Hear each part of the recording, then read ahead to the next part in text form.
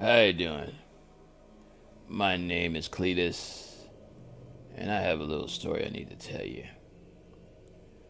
This was about Halloween, and I took my little nephew trick or treating. We had fun. He was dressed as one of those Teenage Mutant Ninja Turtles, and I'm just watching him grab all the candy he can get.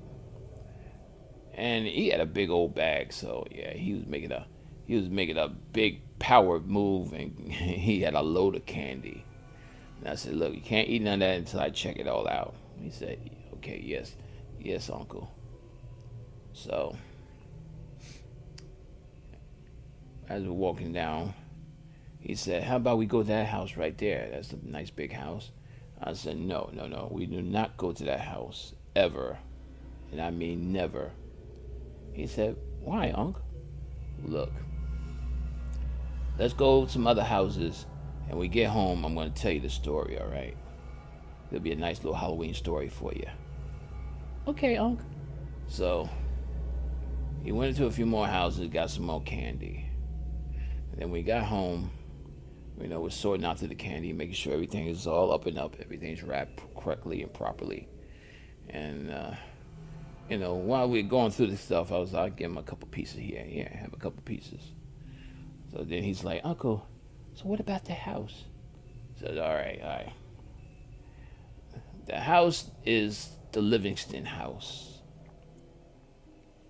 and it's one of the oldest houses in this town, but no one ever goes there. That's why it looks a little ratty. All right." "But why, Uncle?" "All right, well, let me tell you the story. In 1912, Mr. Livingston moved into that house. He had a wife, and I think he had like 3 or 4 children. But yeah, it was about 3 or 4 children, and they lived, pretty happily. He was somewhat of a land baron. Yeah, he owned property, but he loved that house. He loved that house. But let me tell you something. That house did not love him. Now, Mr. Livingston had a fondness of knives and swords and stuff like that, so he had a private collection in his basement. And that was his pride and joy also, because he usually keep the basement locked, unless they had to do something in the basement. But he keeps it locked. He keeps his knives and stuff locked up down there also. There was one particular day, I think, because he had the 2 children, and there was a boy and his brother, and they shared a room together. And I think the daughter, yeah, that's right, he had 3 kids, so the daughter had her own room. Yeah. And it was one particular day,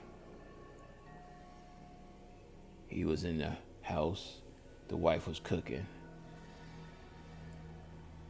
and then he knocked on the daughter's room to see if she was okay. She didn't answer. So he opened the door and found her dead on the bed. She wasn't moving. He's like, "What happened? Oh, baby, wake up, wake up." She wouldn't wake up. Check her pulse, no pulse. Then he looked at her neck, and it seemed to be some type of handprints embedded in her neck. Someone had strangled her with hands. So she just died. But there's no one else in the house. So he looked around the house. He questioned the sons.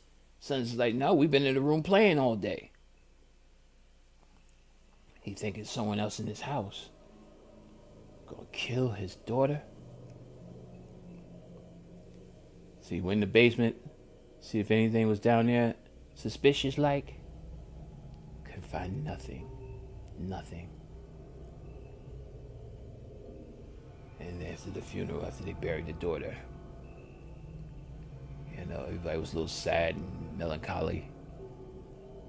But it was like the house was systematically killing off his children, one at a time. Because the one oldest son, he was just looking around the house. He checked up in the attic. And in the attic, that's where Mr. Livingston found his oldest boy hanging from a rope in the attic. And he's like, what the hell is going on? And he didn't know what's going on. He just thinking someone's in this house. He don't think that a house is able to kill his kids. So as he looked around, he couldn't find nothing. So with the youngest boy, he kept an eye on him. But for some reason, Mr. Livingston was just losing his mind.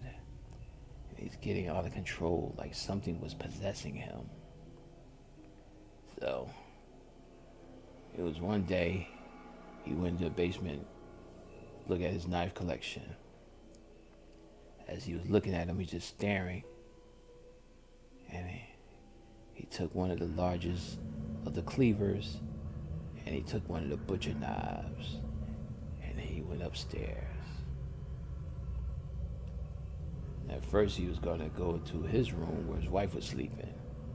But no, he went to his son's room, opened the door while he was sleeping, and then he carved his son up, hacked him, sliced him, like he was possessed. His eyes would blink.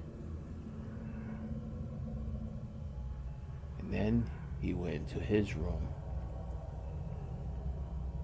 and his wife was sleeping soundly. As he crept to the side, while she was laying basically on her stomach, took the cleaver, cut between her head and her shoulders, and beheaded her in one swipe with such massive strength. Don't know what happened.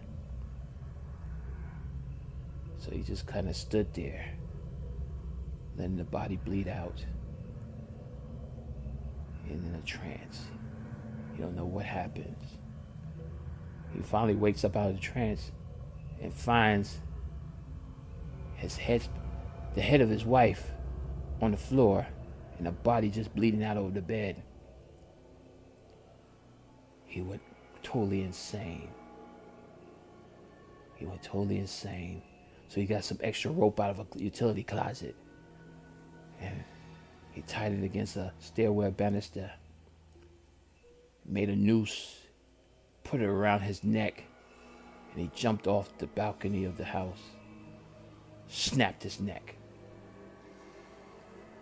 So a friend of the family came by and found people killed him hanging there on the stair. And the wife had beheaded. It was a terrible sight. That was the worst thing that ever happened. 1912. The worst thing that could ever happen. Yeah. And ever since then, they cannot sell that house, because people know what happened in that house. They know the house to be evil. And no one, and I mean no one, ever tries to knock on the door or try to go inside. No. Because they feel that house will try to possess them and try to get them to be a killer. So that's why we never, ever, ever go towards that house. I don't even walk on that same side of the street. I always walk across the street. Uncle? Yeah. So, you have one piece of candy and get ready for bed. Yeah, I'll let your mother know, you pretty good and you made a big, massive haul of candy. All right, boy? All right, Uncle. You take care of yourself and don't have any bad dreams, all right? Okay. But thanks for the story. Oh, you're welcome, boy. You're welcome. And thank you for listening to this story. And there is Livingston House. I won't exactly tell you where, but that'd be up to you to find out where. Take care and have a good day now. Bye.